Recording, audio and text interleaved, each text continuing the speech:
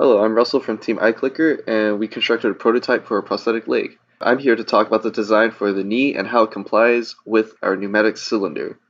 So first off, we designed our prosthetic leg off of a multi-axial pneumatic system for the knee. This design allows for high stability and very fluid and human-like motion. As you can see with our prototype, we have four main components: the top of the knee, the bottom of the knee, the connector in the back connecting both the top and bottom part of her knee, and the brackets holding it in place.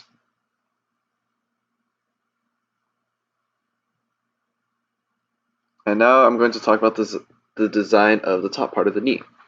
So first off, I started off with a sketch from the side plane, and then I extruded it 3 inches. I then proceeded to fillet all the sides.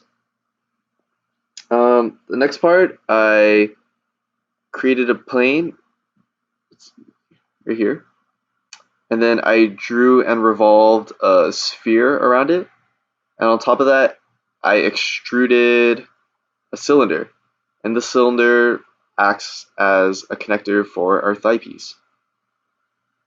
Next, I extruded 2 holes, this one for the bracket, this one for the connector piece. And lastly, I extrude cut in the back end for the connector piece to hold both the top and the bottom part of the knee together.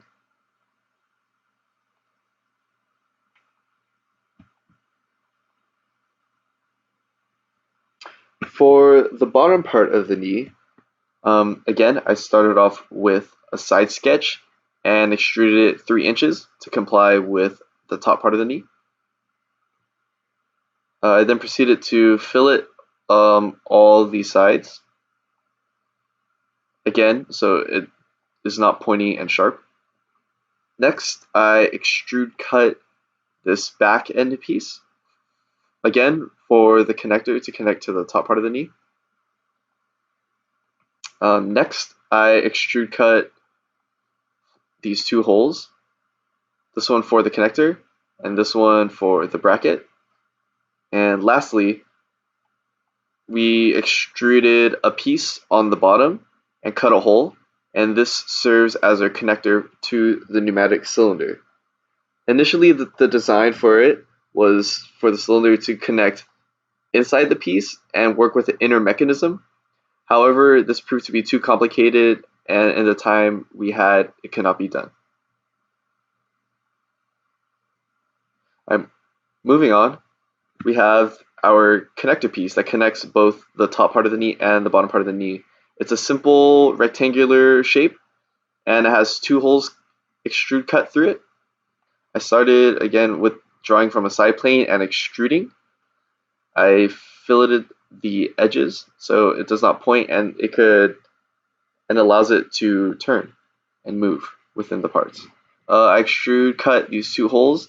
This is for the top part of the knee, and this is for the bottom part of the knee.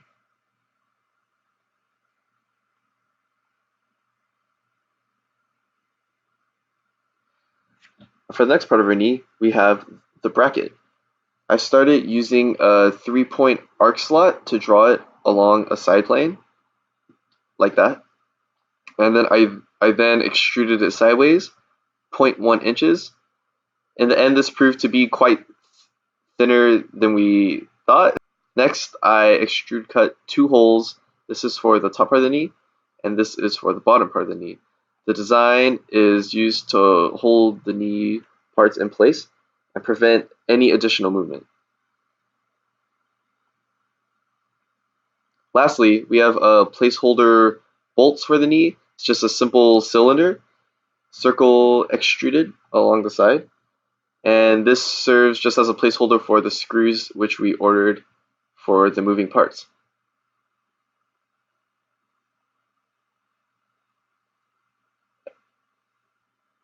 Overall, the knee is designed so that when force is applied downward, the knee flexes and pushes down upon the pneumatic cylinder, and this in turn creates pressure with the pressurized air in the chamber, and when the leg is lifted off of the ground, it extends back up and pushes the knee back into place. Thank you.